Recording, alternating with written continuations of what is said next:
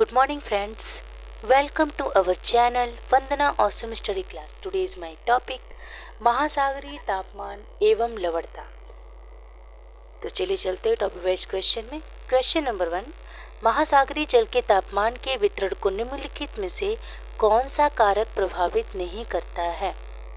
ए अक्षांश, बी देशांतर, सी प्रचलित पवनी, डी महासागरीय धाराएं।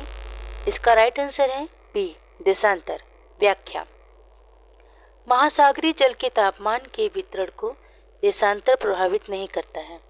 देशांतर का संबंध भौगोलिक परिवर्तनों से नहीं बल्कि यह समय के निर्धारण में महत्वपूर्ण योगदान देता है।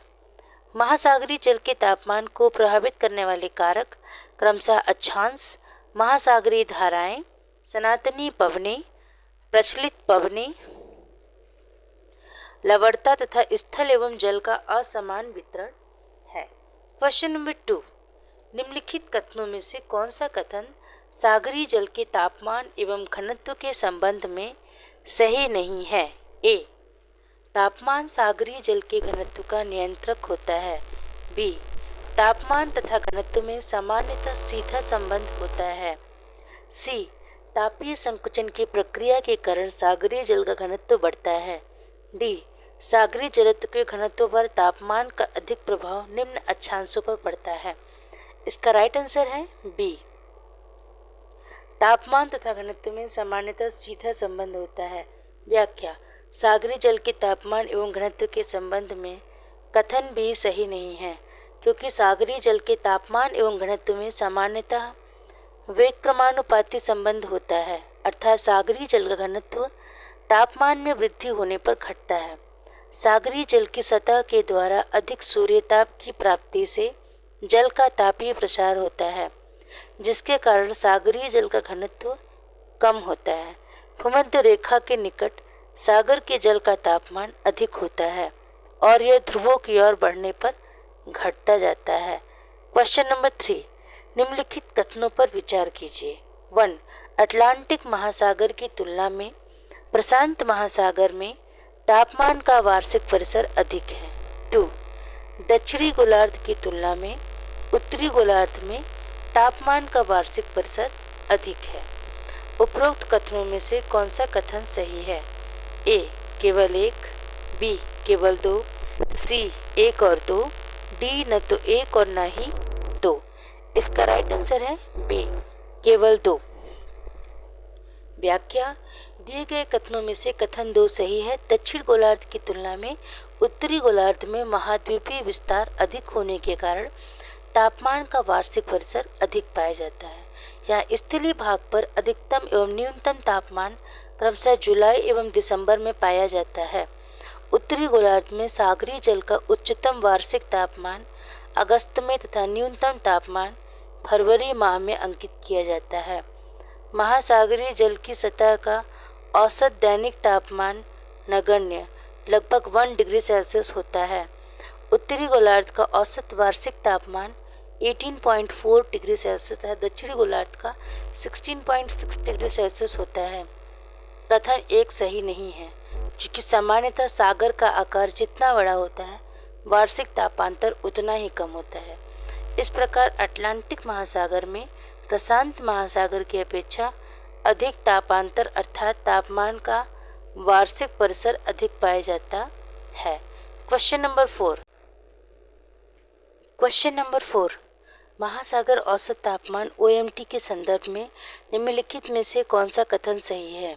1, OMT को 26 डिग्री सेल्सियस समताप रेखा की लंबाई तक मापा जाता है, जो जनवरी मार्च में हिंद महासागर के दक्षिण पश्चिम में 129 मीटर पर होती है।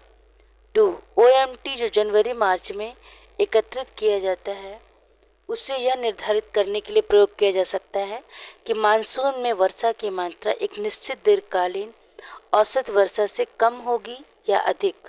कोड दिए गए हैं। ए केवल 1, बी केवल 2, सी 1 और 2, डी न तो 1 और न ही 2। इसका राइट आंसर है बी केवल 2। व्याख्या: महासागर औसत तापमान के संदर्भ में कथन 2 सही है। महासागरीय औसत तापमान OMT ocean mean trans temperature जो जनवरी मार्च के मध्य एकत्रित किया जाता है, के द्वारा मानसून की वर्षा की मात्रा की भविष्यवाणी की जा सकती है। इस संदर्भ में भारतीय उष्णदेशीय मौसम विज्ञान संस्थान IITM, Indian institute of tropical metrology के वैज्ञानिकों ने खोज की है।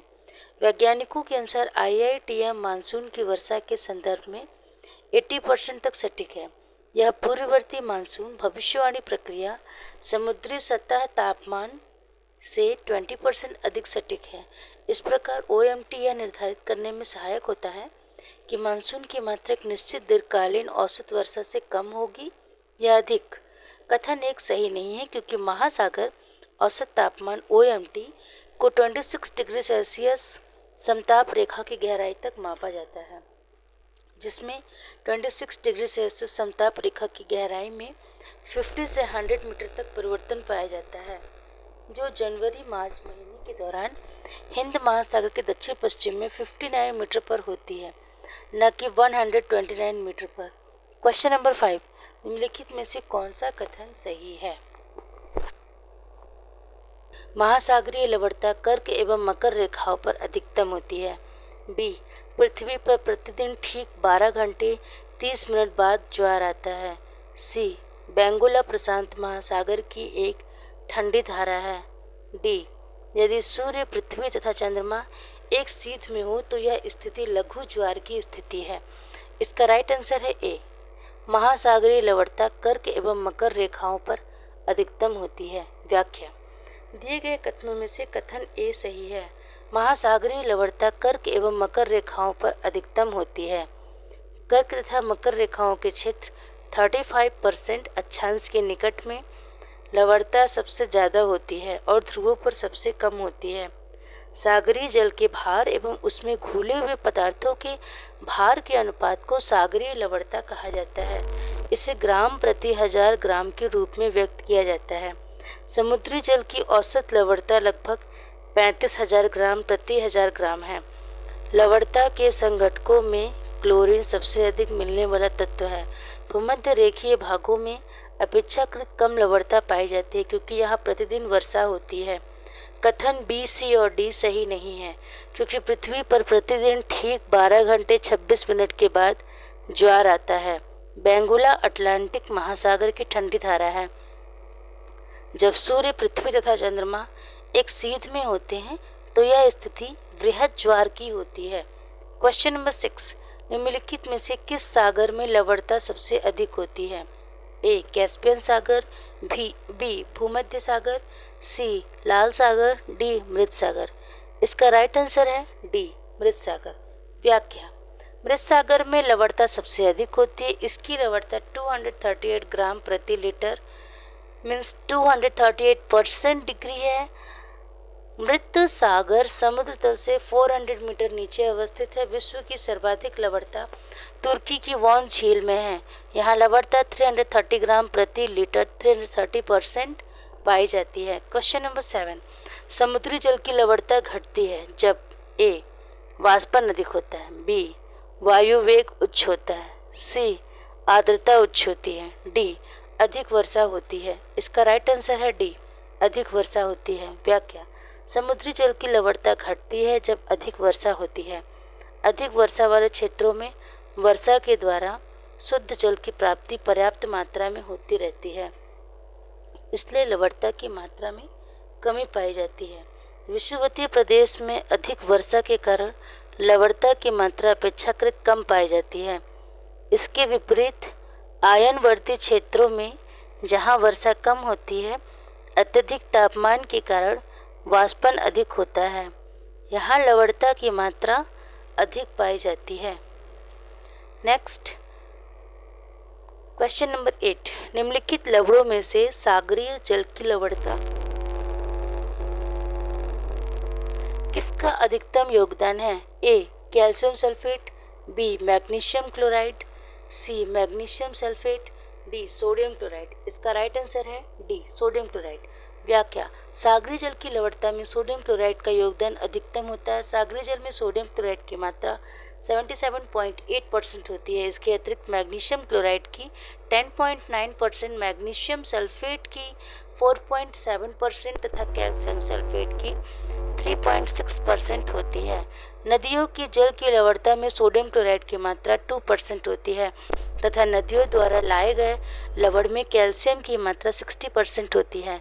नेक्स्ट क्वेश्चन नंबर 9, समुद्र में घनत्व बढ़ता है तो ऐसे में ए लवणता तथा गहराई कम होती है, बी लवणता बढ़ती है किंतु गहराई कम होती है, सी लवणता और गहराई दोनों बढ़ती है, डी लवणता घटती है और गहराई बढ़ती है।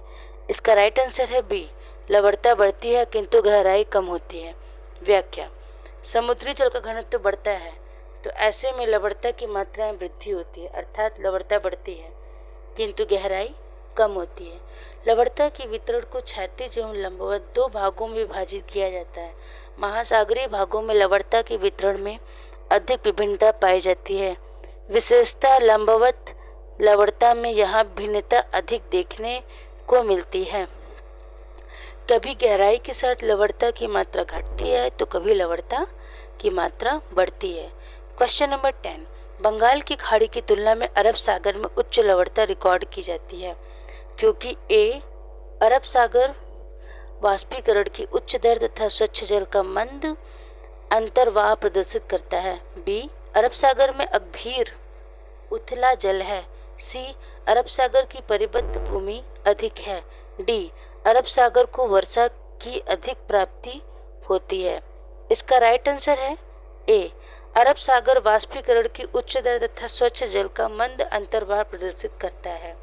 व्याख्या, बंगाल की खाड़ी की तुलना में अरब सागर में उच्च लवणता रिकॉर्ड की जाती है क्योंकि अरब सागर में वाष्पीकरण की उच्च दर तथा स्वच्छ जल का मंद अंतर्वाह पाया जाता है। अरब सागर में बंगाल की खाड़ी की तुलना में नदियां अपना स्वच्छ जल कम गिराती हैं जिससे लवणता कम नहीं होती है। तापमान, वर्षा, नदियों का जल, वायुदाब, पवन एवं सागरीय जल की गतियाँ सागरीय लवणता को नियंत्रित करने वाले प्रमुख कारक हैं। नेक्स्ट क्वेश्चन नंबर 11, निम्नतर से उच्चतर लवणीय सांद्रता के क्रम में जल निकायों का निम्नलिखित में से कौन सा एक अनुक्रम सही है? ए कैलिफोर्निया की खाड़ी, बाल्टिक सागर, लाल सागर, उत्तरी ध्रुवी सागर, बी बाल्टिक सागर, उत्तरी ध्रुवी सागर, कैलिफोर्निया की खाड़ी, लाल सागर, सी लाल सागर, कैलिफोर्निया की खाड़ी, उत्तर ध्रुवी सागर, बाल्टिक सागर, डी उत्तरी ध्रुवी सागर, कैलिफोर्निया की खाड़ी, बाल्टिक सागर, लाल सागर। इसका राइट आंसर है बी बाल्टिक सागर, उत्तरी ध्रुवी सागर, कैलिफोर्निया की खाड़ी, लाल सागर। व्याख्या, निम्नतर से उच्चतर लवणीय सांद्रता के क्रम में जल निकायों का सही अनुक्रम बाल्टिक सागर, उत्तर ध्रुवी सागर, कैलिफोर्निया की खाड़ी, लाल सागर है। बाल्टिक सागर सामान्य से कम लवणकारी प्रदेशों में आता है। यहाँ सागरीय जल में लवणता की मात्रा 20% से 35% तथा उत्तर सागरीय जल में तथा उत्तर ध्रुवीय सागर में 32% से 35% तक पाई जाती है। कैलिफोर्निया की खाड़ी सामान्य लवणकारी प्रदेश है। यहाँ लवणता की मात्रा 35.5% होती है। लाल सागर सामान्य से अधिक लवणकारी प्रदेश है। यहाँ लवणता की मात्रा 37% से 41% तक होती है। क्वेश्चन नंबर 12, अरब सागर के पानी का औसतन खारापन है। ए 25 ppt, बी 35 ppt, सी 45 ppt, डी 55 ppt। इसका राइट आंसर है बी 35 ppt। व्याख्या, अरब सागर के पानी का औसतन खारापन 35 ppt है। मृत सागर में औसत लवणता सबसे अधिक है। 20 से 40 डिग्री उत्तरी अक्षांश एवं 10 डिग्री से 30 डिग्री दक्षिणी अक्षांशों के मध्य सबसे अधिक लवणता पाई जाती है। 1884 ईस्वी में चैलेंजर अन्वेषण के समय डिटमार ने सागरों में कुल 47 प्रकार के लवणों का पता लगाया है। क्वेश्चन नंबर 13, ग्रेट साल्ट झील कहाँ स्थित है? ए ईरान, बी यूएसए संयुक्त राज्य अमेरिका, सी तुर्की डी भारत। इसका राइट आंसर है बी यूएसए संयुक्त राज्य अमेरिका। व्याख्या, ग्रेट साल्ट झील संयुक्त राज्य अमेरिका में स्थित है। यह पश्चिमी भाग में सबसे बड़ी खारे पानी की झील है और दुनिया की 8वीं सबसे बड़ी टर्मिनल झील है। यह अमेरिकी राज्य उटाह के उत्तरी भाग में स्थित है। ग्रेट साल्ट लेक पर लगभग 1 करोड़ प्रवासी पक्षियों के घर हैं। झील को बियर, वेबर और जॉर्डन नदियों द्वारा पानी मिलता है। क्वेश्चन नंबर 14, निम्न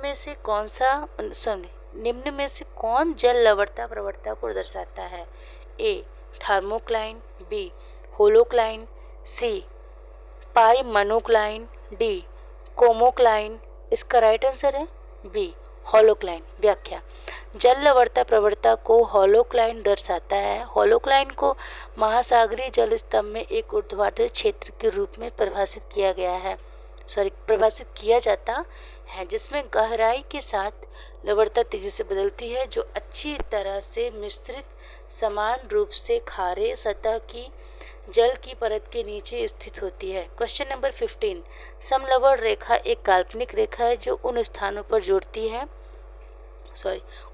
जोड़ती है जहां समान ए विकिरण होती है, बी आपतन होता है, सी लवणता होती है, डी धूप होती है। इसका राइट आंसर है सी लवणता होती है। व्याख्या, समलवण रेखा एक काल्पनिक रेखा है जो मानचित्र पर महासागरों के उन स्थानों को जोड़ती है जहां पर समान लवणता पाई जाती है, मीन्स एक जैसे लवण। समलवण रेखा किसी जलाशय, महासागर, सागर, झील, नदी आदि के जल में घुले हुए लवणता की मात्रा को प्रदर्शित करती है, जिसे प्रायः कुल जल के प्रति 1000 के रूप में व्यक्त किया जाता है। विभिन्न सागरों में इसकी मात्रा 30% से 41% के मध्य पाई जाती है। क्वेश्चन नंबर 16, महासागर की खड़ी काट में तीव्र लवणता परिवर्तन के क्षेत्र के रूप में निम्नलिखित में से किसे जाना जाता है? ए ताप प्रवणता, बी हेलोक्लाइन, सी प्रकाशीय क्षेत्र, डी पिक्नोक्लाइन। इसका राइट आंसर है बी हेलोक्लाइन। व्याख्या, महासागर की खड़ी काट में तीव्र लवणता परिवर्तन के क्षेत्र के रूप में हेलोक्लाइन को जाना जाता है। यह सागरीय भाग में लंबवत रूप से लवणता में होने वाली तीव्र परिवर्तन को प्रदर्शित करती है। गहराई के अनुसार सागरीय भाग में केवल लवणता की मात्रा ही नहीं बदलती, बल्कि तापमान में भी परिवर्तन होने लगता है। इससे जल का घनत्व भी प्रभावित होता है। उच्च अक्षांशों में गहराई बढ़ने पर लवणता की मात्रा बढ़ती है, जबकि विषुवतीय क्षेत्रों में सतह के जल की लवणता कम होती है, परंतु सतह के ठीक नीचे लवणता अधिक होती है। नेक्स्ट क्वेश्चन नंबर 17, समुद्री लवणता के संबंध में निम्नलिखित कथनों पर विचार कीजिए। 1, महासागर की लवणता वाष्पीकरण और वर्षण पर निर्भर करती है। 2, तापमान या घनत्व में कोई भी परिवर्तन लवणता को प्रभावित करता है। 3, समुद्री लवणता का मुख्य स्रोत नदियों द्वारा स्थलीय विसर्जन है। उपरोक्त कथनों में से कौन से कथन सही है? ए 1 और 2, बी 2 और 3, सी 1 और 3, डी 1, 2 और 3। इसका राइट आंसर है ए 1 और 2। व्याख्या, समुद्री लवणता के संबंध में क्रमशः 1 और 2 सही है। समुद्री लवणता का वाष्पीकरण से सीधा संबंध है, क्योंकि जितना वाष्पीकरण तीव्र होता है लवणता उतनी ही बढ़ती है। अर्थात लवणता वाष्पीकरण एवं वर्षा पर निर्भर करती है। तापमान या घनत्व में कोई भी परिवर्तन लवणता को प्रभावित करता है, अर्थात जहाँ पर तापमान ऊंचा रहता है और वाष्पीकरण अधिक होता है वहाँ पर लवणता अधिक होती है। जैसा कि कर्क तथा मकर रेखा के पास भूमध्य सागरीय भागों में उच्च तापक्रम तथा अधिक वाष्पीकरण के होते हुए भी अत्यधिक आर्द्रता के कारण लवणता उतनी अधिक नहीं हो पाती जितना कि आयनवर्ती भागों में होती है। कथन 3 सही नहीं है, क्योंकि नदियों द्वारा लाए गए लवण में कैल्शियम की मात्रा 60% होती है तथा सागरीय जल में सोडियम क्लोराइड की मात्रा 77% होती है। नदियों के लवण में सोडियम क्लोराइड 2% ही होता है। इस आधार पर नदियाँ सागरीय लवणता का मुख्य स्रोत नहीं है, अर्थात समुद्री लवणता का मुख्य स्रोत नदियों द्वारा स्थलीय विसर्जन ही नहीं होता है। क्वेश्चन नंबर 18, कथन 1, लाल सागर में अत्यधिक लवणता होती है। कथन 2, लाल सागर में वाष्पीकरण की दर अधिक होती है। कूट ए, कथन 1 और 2 दोनों सही है तथा कथन 1 का सही स्पष्टीकरण है। बी कथन 1 और 2 दोनों सही है परंतु कथन 1 का सही स्पष्टीकरण नहीं है। सी कथन 1 सही है किंतु कथन 2 गलत है। डी कथन 1 गलत है किंतु कथन 2 सही है। इसका राइट आंसर है ए, कथन 1 और 2 दोनों सही है तथा कथन 2 कथन 1 का सही स्पष्टीकरण है। लाल सागर में अत्यधिक लवणता पाई जाती है। यहाँ 37% से 41% लवणता पाई जाती है। इसका कारण यहाँ पर ग्रीष्म ऋतु में शुष्क वायु के प्रभाव से अधिक वाष्पीकरण का होना है। लाल सागर में वाष्पीकरण की दर उच्च होती है। वाष्पीकरण की क्रिया तापमान, वायु की शुष्कता और बादलों पर निर्भर करती है। जहाँ पर वाष्पीकरण की मात्रा अधिक होती है वहाँ लवणता की मात्रा में वृद्धि होती है। यही कारण है कि लाल सागर में तथा उष्ण मरुस्थलों के समीप समुद्री जल में लवणता अधिक होती है। क्वेश्चन नंबर 19, निम्नलिखित कथनों पर विचार कीजिए। कथन 1, ग्रीष्म ऋतु में महाद्वीपों और महासागरों के बीच तापमान विपर्यास शीत ऋतु की अपेक्षा अधिक होता है। 2, जल की विशिष्ट ऊष्मा भूपृष्ठ की विशिष्ट ऊष्मा की अपेक्षा अधिक होती है। कूट दिए गए हैं। ए कथन 1 और कथन 2 सही है तथा कथन 2 कथन 1 की सही व्याख्या है। बी कथन 1 और कथन 2 सही है परंतु कथन 2 कथन 1 की सही व्याख्या नहीं है। सी कथन 1 सही है किंतु कथन 2 गलत है। डी कथन 1 गलत है किंतु कथन 2 सही है। इसका राइट आंसर है ए, कथन 1 और कथन 2 दोनों सही है तथा कथन 2 कथन 1 की सही व्याख्या है। व्याख्या कथन 1 और कथन 2 सही है तथा कथन 2 कथन 1 की सही व्याख्या है। ग्रीष्म ऋतु में महाद्वीपों और महासागरों के बीच तापमान विपर्यास शीत ऋतु की अपेक्षा अधिक होता है। यह गर्मियों में अधिक गर्मी तथा तेज समुद्री हवाओं के परिणाम स्वरूप होता है। जल की विशिष्ट ऊष्मा भूपृष्ठ की विशिष्ट ऊष्मा की अपेक्षा अधिक होती है क्योंकि जल का अपेक्षित घनत्व भूमि की सतह की तुलना में कम होता है। अतः सर्दियों के दौरान भूमि की सतह पानी की तुलना में अधिक तेजी से ठंडी होती है तथा समुद्र का तापमान अपेक्षाकृत गर्म होता है। क्वेश्चन नंबर 20, यदि किसी महासागर का पादप प्लवक किसी कारण से पूर्णतः नष्ट हो जाए तो इसका क्या प्रभाव होगा। 1, कार्बन सिंक के रूप में महासागर पर प्रतिकूल प्रभाव पड़ेगा। 2, महासागर की खाद्य श्रृंखला पर प्रतिकूल प्रभाव पड़ेगा। 3, महासागर का जल घनत्व प्रबल रूप से घट जाएगा। कूट दिए गए हैं। ए 1 और 2, बी केवल 2, सी केवल 3, डी ये सभी। इसका राइट आंसर है ए 1 और 2। व्याख्या दिए गए कथनों में कथन 1 और 2 सही है। यदि किसी महासागर का पादप प्लवक किसी कारण से पूर्णतः नष्ट हो जाए तो महासागरीय भाग में कार्बन डाइऑक्साइड की मात्रा में तीव्र बढ़ोतरी होने लगेगी। साथ ही ऑक्सीजन की मात्रा घटने से जलीय जीवों के विकास में कार्बन सिंक के रूप में महासागर पर प्रतिकूल प्रभाव पड़ने लगेगा। जलवायु परिवर्तन से निपटने हेतु समुद्री कार्बन सिंक में कृत्रिम रूप से कार्बन डाइऑक्साइड को स्टोर करने का प्रयास किया जा रहा है। इसके अतिरिक्त इनके नष्ट होने से महासागर की खाद्य श्रृंखला पर प्रतिकूल प्रभाव पड़ेगा जिससे जलीय परितंत्र प्रभावित होगा।